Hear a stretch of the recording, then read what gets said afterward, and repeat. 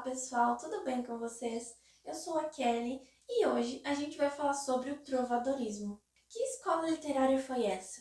O que aconteceu durante esse período? Qual é a influência do trovadorismo na nossa literatura? Vamos lá então. A primeira coisa que a gente tem que saber quando fala sobre literatura, que é uma coisa que a gente já falou no primeiro vídeo aqui do canal, é sobre o contexto histórico. Por quê? Porque a gente precisa saber o que estava acontecendo naquele momento, porque a literatura nada mais é do que a expressão do homem dentro das artes, da palavra, né? E por aí vai. Então a gente precisa saber desse contexto histórico para entender o que estava acontecendo no período, para saber o que o homem gostaria de expressar naquela época. O trovadorismo, então, essa primeira escola literária, ela vai acontecer lá na Idade Média, lá no século XII, XIII, XIV. Mas então o que estava acontecendo durante esses séculos? Durante esse período, estava rolando lá a consolidação de Portugal como um país independente. Ou seja, aquela reconquista da Península Ibérica, toda essa situação estava acontecendo nesse período da Idade Média. Que também ali o Império Romano estava se dissipando, digamos assim, né? Porque aí Portugal começa a tomar forma, a Espanha, a França começam a se tornar países independentes, né? Inclusive também porque a língua portuguesa também vai começar, né? A linguagem da língua portuguesa começa a acontecer durante esse período também. E sobre essa questão da língua portuguesa, não é como a gente conhece hoje, né? A gente teve lá primeiro a língua portuguesa, a gente chamava de galego-português. E é uma mistura ali de línguas, né? Português, de Portugal, o francês, o espanhol, um pouquinho de tudo, né? E aí eu começo a ter esses escritos, essa nova literatura, essa nova linguagem. E aí, durante esse momento, estava rolando também o feudalismo. Se você tem muita dúvida sobre o feudalismo, você pode encontrar vários canais de história aqui no YouTube para entender um pouco melhor sobre o que é isso. Mas eu vou falar assim mais superficialmente, mas só para você entender esse contexto mesmo, para você entender o que estava acontecendo, por que dessa literatura, né?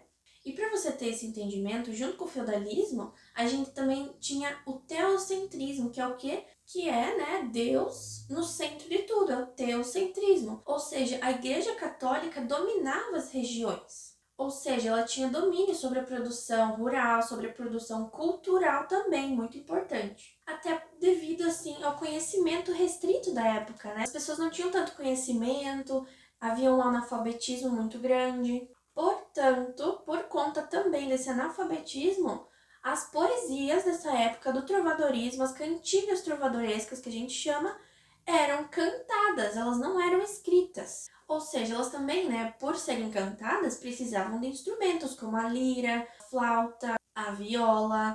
Agora, um outro ponto importante é que essa produção literária, ela não acontecia por todo mundo, ela acontecia principalmente na corte. Por isso, a gente precisa entender qual que era a divisão dos povos, como era dividida a sociedade na época. E aí, a gente tinha lá embaixo da pirâmide os servos, os trabalhadores, né?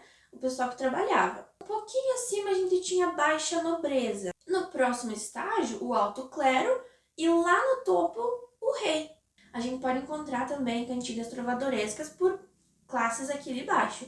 Mas ela acontecia muito mais lá em cima da pirâmide, lá no clero, lá no rei, em toda essa nobreza que eles existiam, né? E falando também já sobre a corte, sobre a nobreza, sobre os reis e tudo mais, tudo bonitinho, a gente consegue lembrar que nesse período também estava acontecendo as expansões marítimas de Portugal, né? Portugal ia buscar novos lugares, dominar novas terras. Então era o tempo das cruzadas também. Para quem já sabe um pouquinho da história, vai entender também que essa foi o período onde Vasco da Gama foi para as Índias. Então Portugal estava assim no seu auge da navegação, das cruzadas, do descobrimento de novas coisas, né, e tudo mais. Claro, também tinha algumas coisas ruins, como epidemias que aconteceram muito, né, essas doenças e enfim. Então foi dentro desse contexto que começou a surgir esse trovadorismo, né, e por isso é importante, porque a formação da sociedade portuguesa, da sociedade da época, coincidiu com essas primeiras produções literárias, né, do galego português. Antes, então, da gente falar sobre as cantigas em específico, a gente precisa saber que as pessoas que cantavam, a gente chama de trovadores, porque eles faziam trova, que era a cantiga trovadoresca. E esses trovadores, então, eles pertenciam a uma nobreza, porque eles tinham um conhecimento de uma cultura muito maior do que a classe que a gente falou antes, a classe trabalhadora, lá embaixo da pirâmide, né? Então, eles tinham esse conhecimento para trazer essa cantiga, toda essa musicalidade das coisas, né? Das trovas. Mas não para por aí, não. A gente ainda tem outros tipos de compositores, que é o segrel, que ele também é um compositor, mas ele, assim, está, digamos, numa decadência, ele é um pouquinho mais abaixo, assim, um nível mais abaixo. E ele era tipo um andarilho, ele saía fazendo suas composições e tudo mais. E a gente tem o jogral, que é basicamente aquele bobo da corte que a gente conhece, sabe? Por quê? Porque ele fazia brincadeiras, ele fazia danças, ele fazia todas essas coisas pra entretenimento da nobreza. Então ele também tinha cultura, uma origem mais popular. A gente também tem o menestrel. Ele também era um compositor, mas que compunha e apresentava suas composições para a corte, né, para os nobres, nos castelos, nos feudos, e ele era bem mais popular. E também existia a soldadeira. A soldadeira era uma moça, uma mulher, que acompanhava os trovadores, normalmente fazendo cantorias junto com eles, dançava, tocava castanholas e assim vai. Tudo bem até aí? Que bom! Porque a gente vai falar agora, sabendo de todo esse contexto do trovadorismo, dos trovadores, dos compositores, a gente vai então falar um pouco sobre as cantigas. E a gente tem um apanhado aí de resumos, digamos assim, de poesias trovadorescas, que na verdade a gente chama de cancioneiros. São elas o cancioneiro da Ajuda, o cancioneiro da Vaticana, o cancioneiro da Biblioteca Nacional de Lisboa e o cancioneiro da Virgem Maria. Então vocês podem pesquisar mais sobre eles também para descobrir ali quais cantigas trovadorescas pertencem a cada. E já falando sobre essas cantigas, a gente vai ter 4 tipos de cantiga. Essas cantigas vão ser divididas em 2 tópicos: as cantigas líricas e as cantigas sátiras. A cantiga lírica, ela tem mais um refrão, ela é mais literalmente lírica. E as sátiras, uma maestria. Fazem parte das cantigas líricas, as cantigas de amor e as cantigas de amigo. Já das cantigas sátiras, fazem parte as cantigas de maldizer e as cantigas de escárnio. O que é cada uma dessas coisas? Vamos lá. As cantigas de amor, elas são feitas pela nobreza e ela tem o eu lírico masculino. Elas são mais elaboradas, assim, falam mais de amor. E já vou indicar para vocês esse livro incrível que eu encontrei, de cantigas trovadorescas. Aqui nós temos essas 4 cantigas. O mais famoso trovador entre todos é o Dom Diniz. Lá no meu perfil no Instagram, eu já falei sobre ele, já falei um pouco sobre o trovadorismo, então vai lá se você ainda tem dúvida, dá uma lida, conheça o Dom Diniz, as cantigas dele, esse livro é ótimo. Tem cantigas gratuitas na internet, você pode conhecer elas gratuitamente. Mas já para falar então sobre uma cantiga de amor, para você entender um pouco sobre o que eu tô falando, eu vou ler uma cantiga de amor desse livro aqui para vocês. Não se assustem, porque é uma língua estranha para nós. Na verdade, como é um português, galego-português, muito antigo, até pode ter sido adaptado um pouquinho, né? Mas é muito difícil a compreensão, por isso que essa edição em específico, ela traz significado de algumas palavras que a gente não vai conhecer e também um contexto geral daquela cantiga, pra gente entender o que ele quis dizer com aquilo. Eu vou ler aqui a cantiga que se chama No Mundo Não Me Sei Parelha, de Paio Soares de Taveiroz. Um outro trovador muito interessante, muito incrível. Vamos lá, segue aqui comigo. No mundo não me sei parelha, mentre me for como me vai. Caja moro por vós e ai, minha senhor, branca e vermelha, queredes que vos retraia quando vos eu vi em saia? Mal dia me levantei, que eu vos então não vi feia, e minha senhor desaquelha me foi a mim muito mal de ai.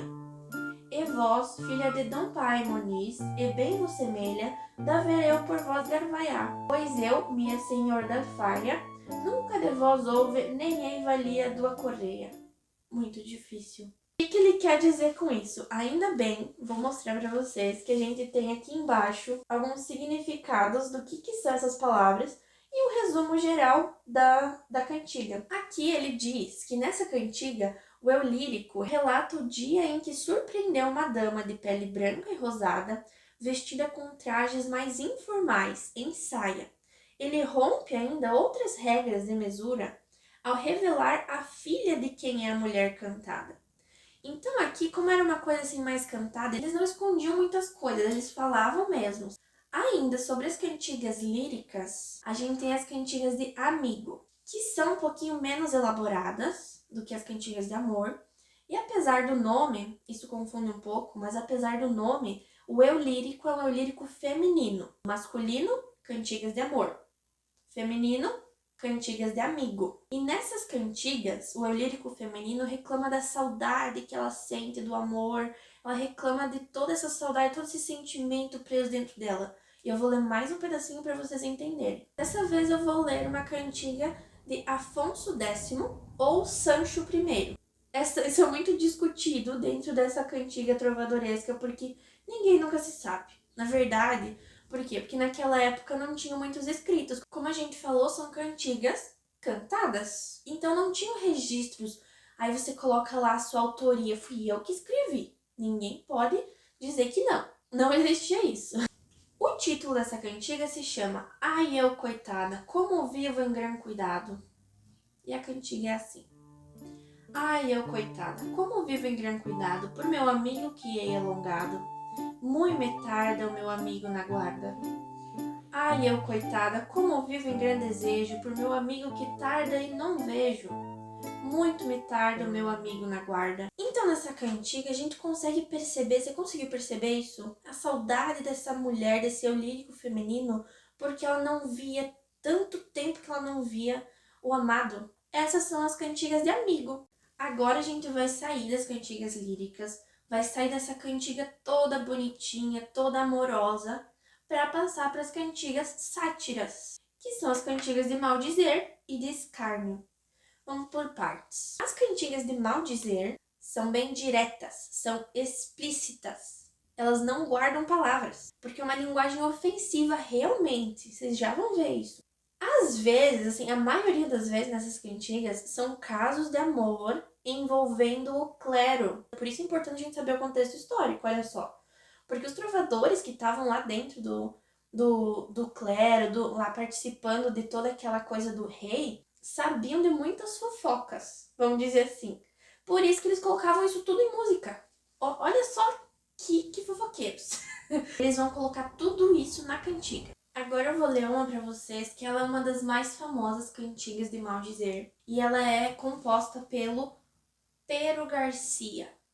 Pero Garcia burgalês. Eu só vou ler um pedaço para vocês entenderem que essa cantiga, como é uma das mais famosas, ela também vai ter todos esses aspectos que eu falei e ela vai dizer mesmo quem que são as pessoas. Ela não guarda nada para ela vai jogar tudo. O título da cantiga é Rói Queimado Morreu com Amor. Vamos lá. Rói Queimado morreu com amor em seus cantares por Santa Maria, por uma dona que gran bem queria, e por se meter por mais trovador, porque ele não quis o bem fazer. Fez ele em seus cantares morrer, muito ressurgiu depois de terceiro dia. Olha só então, o Rói Queimado morreu de amor pela Santa Maria, nome da mulher. Olha só como ele deixa bem explícitos os nomes e ele faz essa fofoca mesmo e explica tudo o que aconteceu. Rui Queimado, porque ele é uma pessoa, ele não é um personagem fictício, ele realmente existiu. Por isso que ele tá aqui nessa cantiga. Então são paródias assim de fofocas de realmente o que acontecia na época. E a gente tem também a cantiga de escárnio. A cantiga de escárnio, ela não é tão direta quanto a de maldizer. Ela tem mais assim uma ironia, mais um duplo sentido, um trocadilho. E ao invés de contar as fofocas, tudo que acontecia na nobreza, eles ridicularizavam a nobreza. Eles não contavam o que acontecia lá. Até poderiam contar, na verdade. Mas eles faziam isso para ridicularizar, para colocar a nobreza lá embaixo, sabe? E eu vou falar para vocês, então, uma cantiga muito famosa também, das cantigas de escárnio, que é feita pelo João Garcia de Guilhard. O título é Ai, dona feia, fostes vos queixar. Já deu pra ter uma noção que ele tá ridicularizando essa mulher. Então vamos lá. Ai, dona feia, fostes vos queixar, que vos nunca louve no meu cantar. Mas ora quero fazer um cantar em que vos loarei todavia. E vedes como vos quero loar, dona feia, velha e sandia. Só aí dá pra entender que ele tá falando que essa dona, essa mulher, ela é feia, ela é velha. A Dandia que tá escrito aqui é louca, ela é fora das ideias. Então ele não tá falando bem dela. Ele é uma paródia, assim, né, ao estilo cortês da época. Principalmente da senhora, né?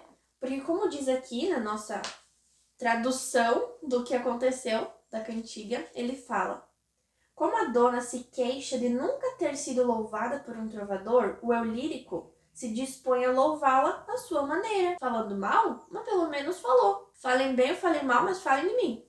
Uma coisa muito legal das cantigas, como elas são em formato de música e toda essa lírica legal, a gente consegue relacionar músicas atuais com cantigas trovadorescas. Olha que incrível! Eu vou fazer um post sobre isso lá no Instagram. Não me deixa de seguir lá, que eu vou estar falando sobre esse assunto também.